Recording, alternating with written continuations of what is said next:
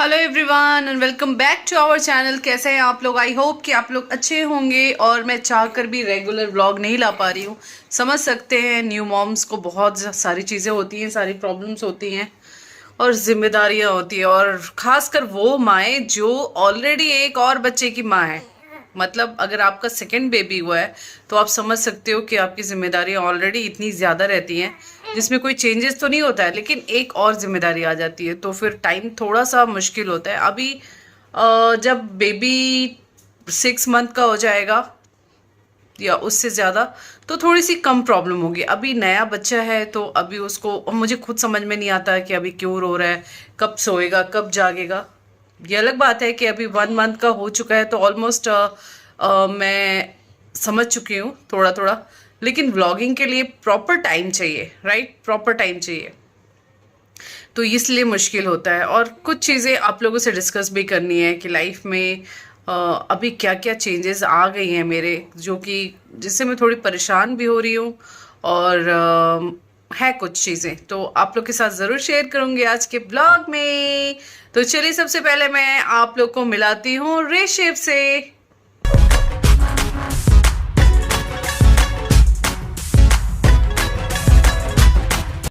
Hello hello everyone. Hello everyone. Rishabh आप सभी को हेलो हेलो कर रहा है ना? Rishabh Rishabh hello hello Rishabh. सबको कर दो, सबको बोलो लाइक शेयर और सब्सक्राइब करने के लिए, है ना? ओ थक गए, थक गए। तो आप लोगों ने देखा ऋषि अभी खेलने के मूड में है। और उसका खेलना क्या होता है ना, 1 मिनट में खेलेगा, दूसरे मिनट में 1 मिनट खेलेगा, फिर दूसरे मिनट में उसका मूड चेंज हो जाता है। लेकिन मैंने सोचा आप लोग को मिलवा दूँ, काफ़ी दिनों से आप लोग मिले भी नहीं हैं। और आप लोग बताइए, आप लोग क्या कर रहे हैं अभी? डिनर डिनर क्या करना है कुछ समझ में नहीं आ रहा है। आज जितिन गए हैं मैच खेलने के लिए, तो शायद डिनर भी वो करके ही आएंगे क्योंकि लेट मैच है, तो वो डिनर करके आएंगे। लेकिन मैं और जीविका हैं तो हमें खाना है। और मैं बहुत ही अभी सिंपल खा रही हूँ, लाइक सिर्फ तुअर दाल और सिंपल वेजिटेबल्स, राइस। हैवी चीज़ें नहीं खा रही हूँ क्योंकि वो चीज़ें खाने से फिर मुझे थोड़ी प्रॉब्लम होगी और फिर बेबी को प्रॉब्लम। तो अभी बहुत ही सिंपल खाना खा रही हूँ मैं, बहुत ही सिंपल। तो अभी भी मैं खुद नहीं डिनर बना रही हूँ, मेड आती है, कुक आती है बनाने के लिए, तो वो अभी तक आई नहीं और आने वाली है। फिर वो देखिए क्या बनाती है। मैंने तोरी की सब्जी रखी है। तोरी मुझे आजकल बहुत अच्छी लग रही है। किस किस को तोरी और लौकी पसंद है? मुझे सिंपल सब्जियां शुरू से ही पसंद है। ये नहीं कि अभी मैं ये प्रेगनेंसी की वजह से बोल रही हूँ, लेकिन मैं शुरू से ही लाइक करेले, लौकी, तोरी, ये सारी चीज़ें मुझे बहुत पसंद है। साग, तो वो सारी सब्जियों को खाना ना, मतलब अगर वो सब्जी खाऊंगी और दाल खाऊंगी तो खाना ज़्यादा खाती हूँ, लेकिन अगर बहुत तीखी सब्जी खाऊंगी ना तो मैं खाना बहुत कम खाती हूँ। तो अभी वैसे भी सिंपल खा रही हूँ। तो देखिए अभी तक आई नहीं है, 8 o'clock होने जा रहा है। देखिए कब आती है, फिर मैं देखती हूँ क्या बनाती है वो। और अब मैं बेबी को सुलाने की तैयारी कर रही हूँ, तो उसके पहले मैं बेड को पहले क्लीन कर लेती हूँ। और सिर्फ बेबी ही नहीं बल्कि मेरी बेटी भी, सब मिलकर बेड की जो हालत कर देते हैं तो सारी चीज़ें फैल जाती हैं। सबसे पहले मैं उसे सेटल कर लूँगी। उसके लिए मैं बेबी को यहाँ से बेड से हटा लेती हूँ, क्योंकि अगर वो रहेगा तो मैं बेड को क्लीन नहीं कर पाऊँगी। तो यहाँ पर वो आराम से लेट सकता है। और मोस्ट ऑफ़ द टाइम जब मैं काम कर रही होती हूँ, चाहे किचन में या फिर बेड क्लीन कर रही होती हूँ, तो इसको मैं यहीं पे सुला लेती हूँ, क्योंकि वो मेरे आसपास ही रहता है और फिर वो रोता भी नहीं। तो अब मैंने इसे आराम से सुला दिया है और अब मैं बेड को कर लूँगी क्लीन, क्योंकि अब ऋषभ का सोने का टाइम हो रहा है और वो अचानक से रोना शुरू करता है तो फिर चुप नहीं होता। तो सबसे पहले मैं बेड क्लीन कर लेती हूँ। और बिल्कुल भी टाइम नहीं मिलता आजकल, तो समझ में नहीं आता कि घर के काम तो मैं कर ही नहीं रही हूँ, लेकिन फिर भी मुझे 10 मिनट का भी टाइम नहीं है कि मैं खुद को ठीक कर लूँ। छोटे बच्चों के साथ सभी के साथ ऐसा ही होता होगा, आपके साथ भी, जो भी न्यू मॉम्स हैं, उनके साथ ये प्रॉब्लम होती ही है, क्योंकि जो छोटे बच्चे होते हैं वो हर 10 मिनट में फीड करते हैं, कभी सुसु, कभी पॉटी, या कभी उनको सुलाना है। तो टाइम का 2-3 महीने की ये प्रॉब्लम होती है, जो कि सभी के साथ ही है, मेरे साथ ही नहीं। तो इसलिए मेरे साथ भी वही हो रहा है, ना मैं वॉक पे जा पा रही हूँ, ना मैं योगा कर पा रही हूँ, अभी मैं कुछ नहीं कर पा रही हूँ। लेकिन सब कुछ स्टार्ट करना है, क्योंकि अपनी बॉडी का भी ख्याल रखना बहुत ज़रूरी है। अगर आप पे बच्चों की रिस्पॉन्सिबिलिटी है, फैमिली की रिस्पॉन्सिबिलिटी है, तो आपको अपनी हेल्थ का ज़रूर ख्याल रखना चाहिए। चाहे वो घर में ही रहकर, चाहे आप जिम जा सकते हैं, जो भी है। जिम जाना तो पॉसिबल नहीं होता, क्योंकि जब आपका बच्चा छोटा है तो आप जिम में टाइम स्पेंड नहीं कर सकते हो, क्योंकि जो घर में भी हैं वो बाहर जाते हैं काम से, तो बच्चे को संभालने के लिए कोई होता नहीं, तो आपको खुद संभालना है। तो आप कोशिश करें कि घर में ही योगा कर लें, एक्सरसाइज कर लें, या घर के नीचे ही आप थोड़ा सा वॉक कर लें। अगर आपका खुद का मकान है तो छत पे वॉक कर लें, लेकिन फ्लैट में वो लाइफ तो होती नहीं कि टेरेस हो और आप वहाँ जाकर वॉक कर सकते हो।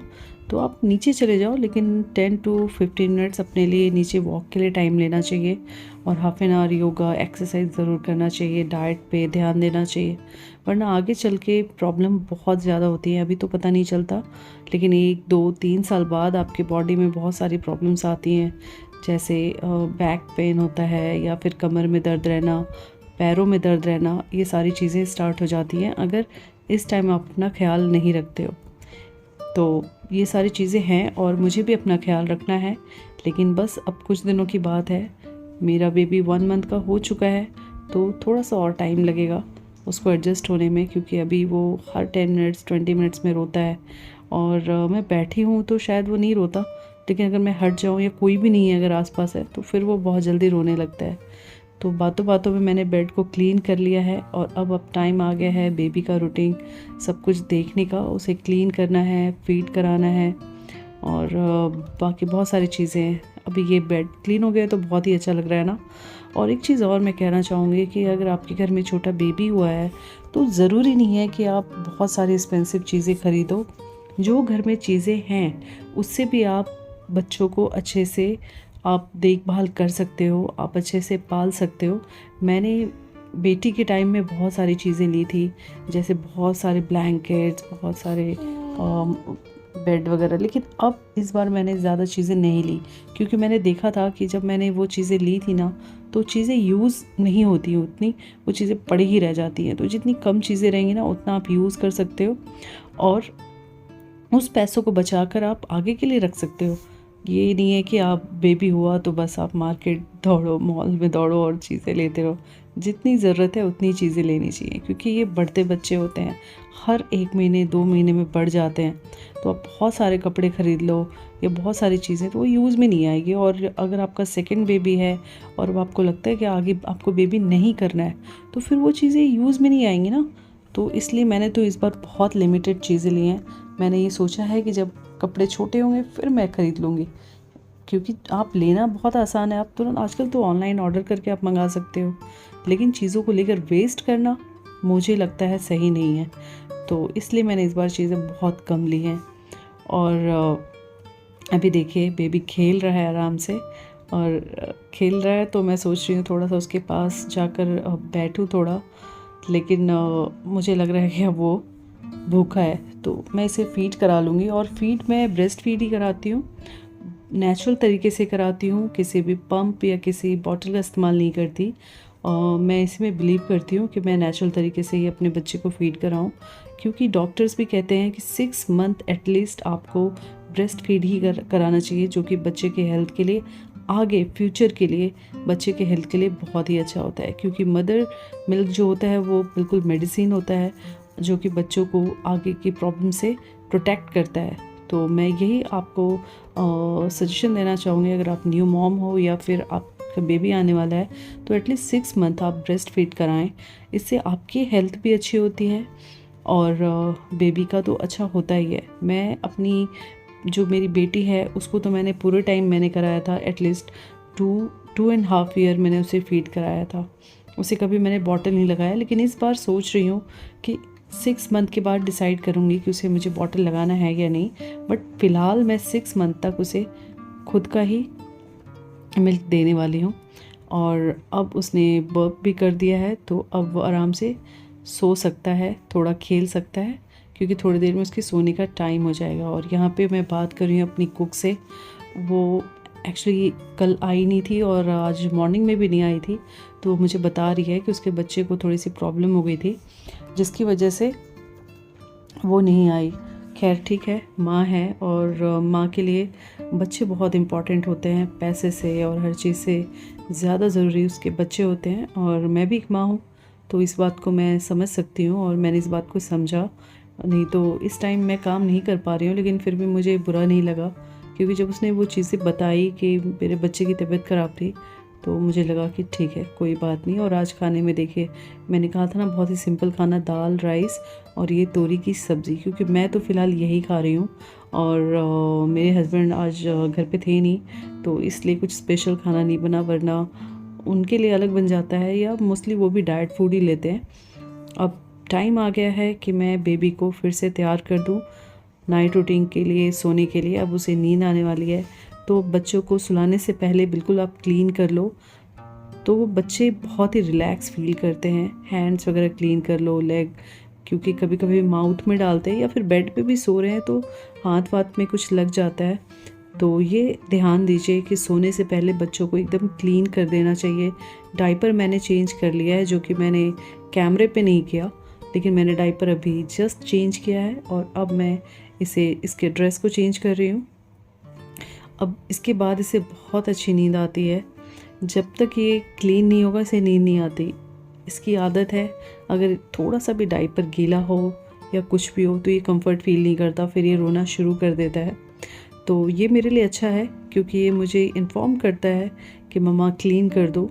बहुत सारे बच्चे ऐसे भी होते हैं कि अगर थोड़ा गीला हुआ तो उनको पता नहीं चलता, लेकिन ये बहुत फटाक से रोना शुरू कर देता है, तो मुझे मालूम हो जाता है। तो मैंने डाइपर भी चेंज कर दिया था और अब इसके कपड़े भी चेंज कर दिए हैं।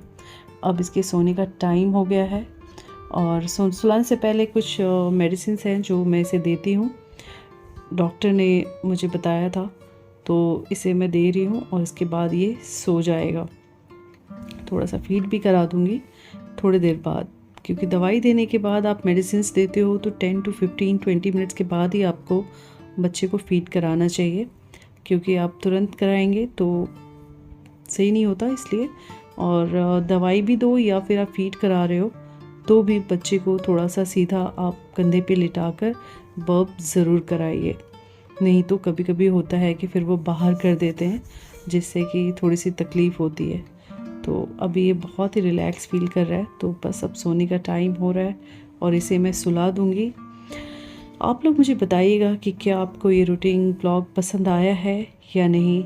जैसे भी ब्लॉग्स आप बोलेंगे उस हिसाब से मैं बनाने की कोशिश करूँगी, क्योंकि मैं खुद समझ में नहीं पा रही हूँ कि मैं कैसे ब्लॉग्स बनाऊँ। और आज मैंने रूटीन ब्लॉग ट्राई किया है। अगर आप लोग को पसंद आएगा तो कमेंट करके ज़रूर बताइएगा।